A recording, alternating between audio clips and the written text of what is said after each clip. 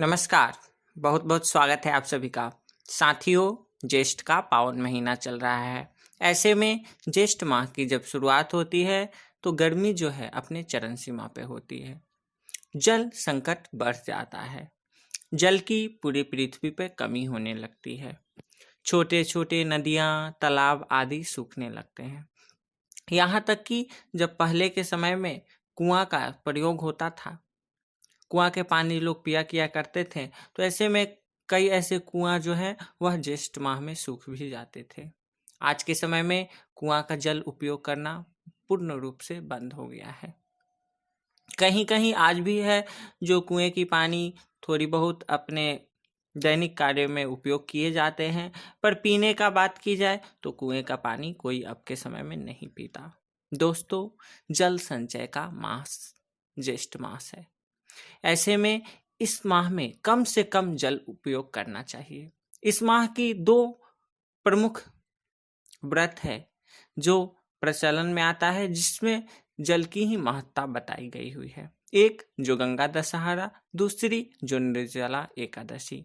दोस्तों जी हाँ, मैं इस वीडियो में एकादशी पे ही बात कर रहा हूँ और ज्येष्ठ माह के कृष्ण पक्ष में आने वाली एकादशी, जिसको हम अपरा एकादशी कहते हैं, उस पे हम बात करेंगे। उससे पहले जिस विषय पे मैं बात कर रहा हूँ वो थोड़ी सी कर लेनी काफी आवश्यक है।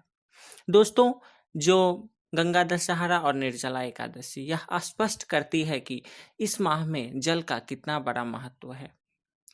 दोस्तों, आप यदि जानते हैं तो बहुत अच्छी बात, नहीं जानते हैं तो मैं बता दूं कि जल के देवता वरुण देव हैं और ज्येष्ठ माह के जो देवता हैं वह वरुण देव ही हैं। ज्येष्ठ माह में वरुण देव की पूजा करने की विधान शास्त्रों में आती है।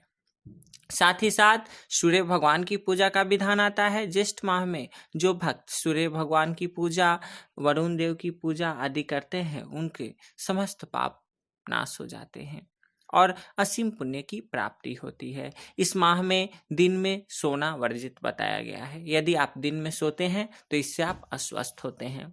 जो रेगुलर दिन में सोते हैं उनके लिए कोई बात नहीं, वो सो सकते हैं, लेकिन जो नहीं सोते हैं, अभी जो पूरे देश में लॉकडाउन की स्थिति है, ऐसे में जिनके पास काम नहीं है वो कोशिश करते हैं कि चलो दोपहर में सो जाता हूँ, पर ऐसा नहीं करना है। यदि आप ऐसा कर भी रहे हैं तो थोड़ी समय के लिए करें, अधिक समय तक ना सोएं, यह आपके लिए बेहतर होगा। साथ ही साथ ज्येष्ठ माह में बैगन का सेवन वर्जित बताया गया है। यदि आप बैगन का सेवन ज्येष्ठ माह में करते हैं तो संतान पक्ष से आपको अशुभ फल की प्राप्ति होती है, उन्हें कष्टों की प्राप्ति होती है। तो ज्येष्ठ माह में कोशिश करें कि आप बैगन का सेवन न करें। दोस्तों, ज्येष्ठ माह में आने वाली एकादशी, कृष्ण पक्ष की जो एकादशी है वह अपरा एकादशी है। यह अपार पापों का नाश करने वाली और अपरे पुण्य को देने वाली एकादशी है। कहीं कहीं मान्यता ऐसी आती है कि यह अपार धन संपदा को भी देने वाली एकादशी मानी जाती है। हमारे धर्म में एकादशी का बहुत अधिक महत्व बताया गया है। पुरुषार्थों को देने वाली एकादशी साथ ही साथ व्रतों में श्रेष्ठ भी है। भगवान विष्णु को प्रिय एकादशी व्रत जो है, वह जो भी प्राणी मात्र इस व्रत को करते हैं उन्हें असीम पुण्य की प्राप्ति तो होती ही है, साथ ही साथ मनुष्य के आवागमन से भी उन्हें मुक्ति मिल जाती है, उनको मोक्ष की प्राप्ति हो जाती है। दोस्तों, एकादशी तिथि 17 मई 2020 को दोपहर के 12:42 पर शुरू होगी। जो अपरा नामक एकादशी है वो 18 मई को यह व्रत होगा, जो कि दिन सोमवार 18 मई 2020 को है। इसकी तिथि की समाप्ति 18 मई को दोपहर के 3:08 पर होगी और एकादशी का पारण जो है वह 19 मई 2020 को होगा, सुबह के 5:28 से लेकर के सुबह के 8:12 के बीच आप पारण कर सकते हैं। दोस्तों, अपरा एकादशी का महत्व की बात की जाए तो यह अपार पुण्य देने वाली है। इस एकादशी का व्रत करने से व्यक्ति के सभी पाप नष्ट होते हैं, साथ ही साथ वह भव सागर से तर जाता है। मान्यता अनुसार इस दिन विष्णु सहस्त्र नाम का पाठ अवश्य ही करनी चाहिए, जिससे भगवान विष्णु की असीम कृपा बरसती है। जो लोग एकादशी का व्रत नहीं करते उन्हें भी इस दिन भगवान विष्णु का तुलसी दल, तुलसी मंजरी से पूजन अवश्य ही करना चाहिए। साथ ही पीत पुष्प अर्पण करने चाहिए। साथ ही साथ भगवान विष्णु का स्मरण करते रहना चाहिए। इस दिन हो सके तो चावल का भोजन में उपयोग करना निषेध कर देना चाहिए। चावल खाना इस दिन बिल्कुल वर्जित बताया गया है। ऐसे में आप ना भी व्रत करके असीम पुण्य की प्राप्ति कर सकते हैं।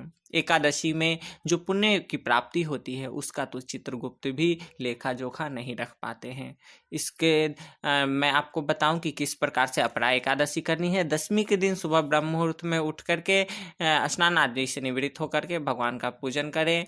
दैनिक पूजन जो आप करते हैं वो करें। उसके बाद संकल्प ले कि मैं अपरा एकादशी जो कल आएगी उसकी मैं व्रत करूंगा।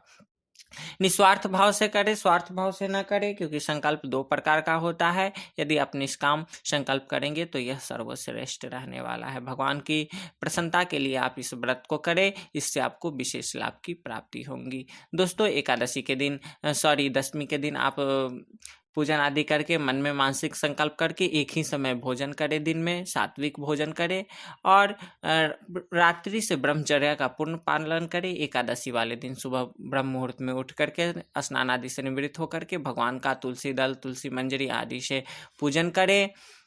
धूप दीप आदि करे, पंचोपचार पूजन करे। यदि सामर्थ्य हो तो षोडोपचार पूजन करे।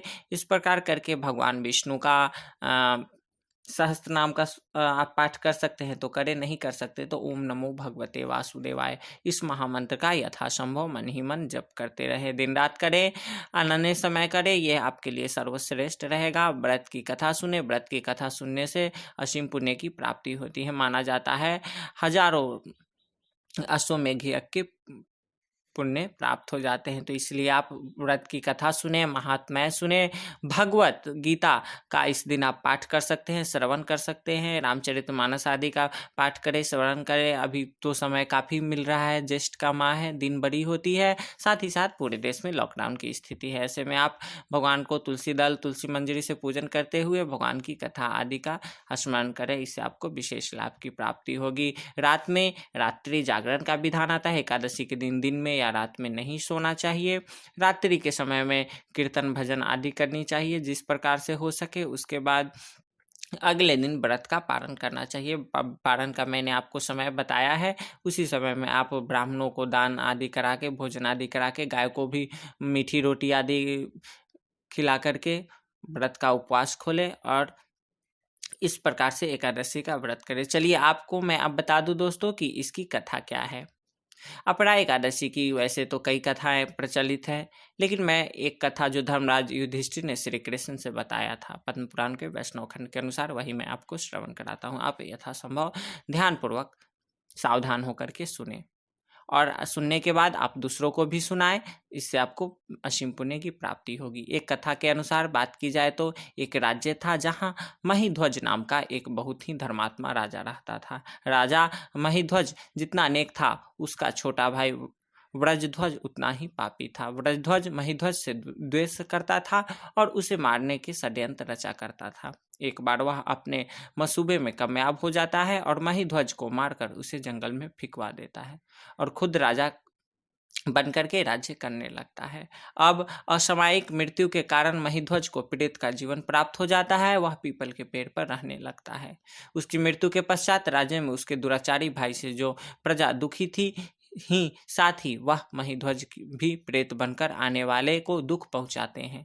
लेकिन उसके पुण्य कर्मों का सौभाग्य कहिए कि उधर से एक पहुंचे हुए ऋषि गुजर रहे थे। उन्हें आभास हुआ कि कोई प्रेत उन्हें यहाँ पे परेशान कर रहा है।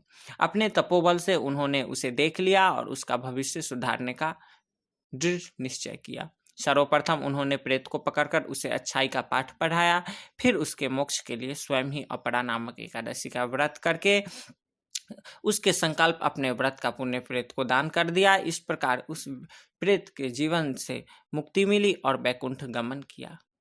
इस प्रकार से यह कथा आती है दोस्तों। एक अन्य कथा के अनुसार मैं कभी और कोशिश करूंगा कि कल सुना दूं, लेकिन नहीं हो पाएगा तो आप इस कथा को अवश्य ही श्रवण करें। दोस्तों, अपरा एकादशी ब्रह्म हत्या, भ्रूण हत्या, गो हत्या आदि जैसे महान पाप से मुक्ति अवश्य ही दिलाती है। जाने अनजाने में किए गए बड़े से बड़े पाप से मुक्ति दिलाने वाली यह एकादशी है। आप इस एकादशी व्रत को पूरे परिवार सहित जैसे भी हो सके करें और अगले को भी करने का प्रेरणा दें। इससे आपको विशेष लाभ की प्राप्ति होगी। इसी आशा के साथ इजाज़त चाहूँगा। तब तक के लिए इतना ही। नमस्कार।